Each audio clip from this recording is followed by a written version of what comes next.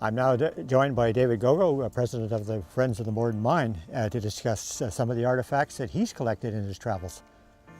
Yeah, when about 12 years ago, I was living very close to the Morden site here in South Wellington, renting a house, and really got interested in the history of coal mining. I have quite a history in my family. My grandfather and great-grandfather and the other great-grandfather were all involved in various capacities. So I started, because as a musician I travel around a lot, during the day I started going to antique stores and junk stores, started collecting a lot of lamps. So I have a ridiculous amount of carbide lamps and safety lamps. In fact, one fellow actually said to me, "How many of these things do you want?" And I have a lot of them, but I brought a small selection. So here's, Tom earlier had a safety lamp, and this is another example. There's many different versions. This is a German, you're telling me, that's made in Germany. And notice his number. Yep. And so that would correspond with the tag. That's exactly right. Yeah. And this, I believe, would be a carbide lamp that they would hang on the front of a coal cart. Or onto a pillar. Yep. Extra light, yes. And so that's a little bigger, like you can see on this cloth cap, the carbide lamp here, a little smaller. So this one looks like it would hold a lot more fuel. And speaking of hanging on a pillar, got one of these suckers, which, correct me if I'm wrong once again, Tom, but you just kind of slam that into a post. That's right. You put a candle there, and then hang your lunch kit or whatever you need to hang off of there. So that's kind of a neat item. And once again, I've got 3 or 4 of these, and all of them are just slightly different because they'd probably be handmade back at the time. All handmade. Yeah. And my one great grandfather, he took care of the mules in a lot of the mines around the Nanaimo and Extension, and he was also a blacksmith, so he made a lot of things like this.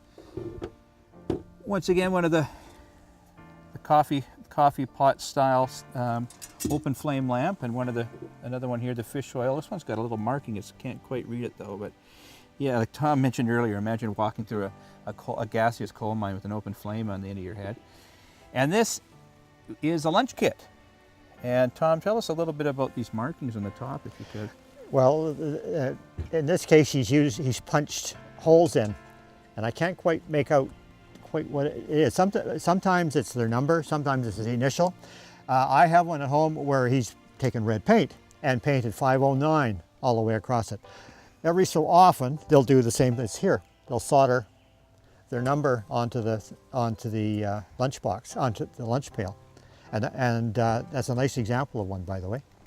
Yeah, I was lucky enough to get 2. I believe that I have an auntie in Tsawwassen that actually has my grandfather's lunch pail like that, but I haven't talked to her in 30 years, so it might seem inappropriate to ask her for it at this point. One thing I did find in a pile of old photographs and papers up on my dad's place, this is actually my grandfather, John Gogo, the younger, as he was known on his birth certificate.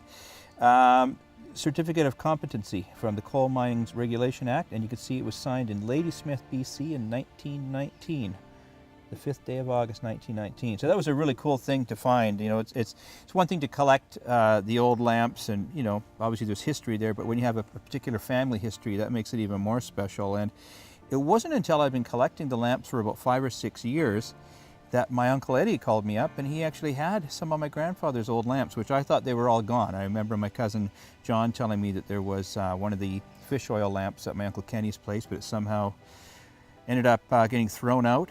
But I now at home have a collection of my grandfather's tools, which makes it even more special. And I believe this was one of his drills. Once again, like Tom mentioned, the coal's very soft, so I think you'd actually have some kind of rig where you'd have it on your chest. Is that right? You would have a tripod. Yeah. And it would sit on a tripod like this at an angle.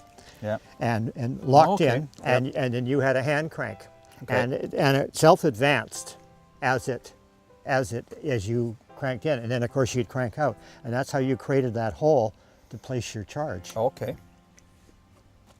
And can you tell us about these picks, Tom?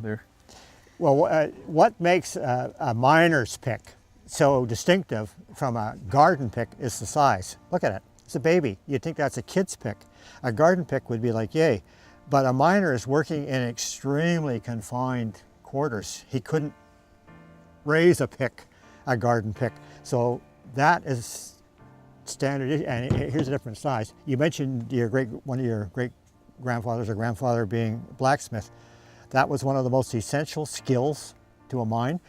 This is been made in-house. All right. The numbers all are stamped, done on site. Very innovative. They had to be. Yeah, yeah. And then the other little things I thought I'd bring down just out of interest was that's a stock certificate from Dunsmuir Mines. And I've got some bills. One is actually a telephone bill, 1911.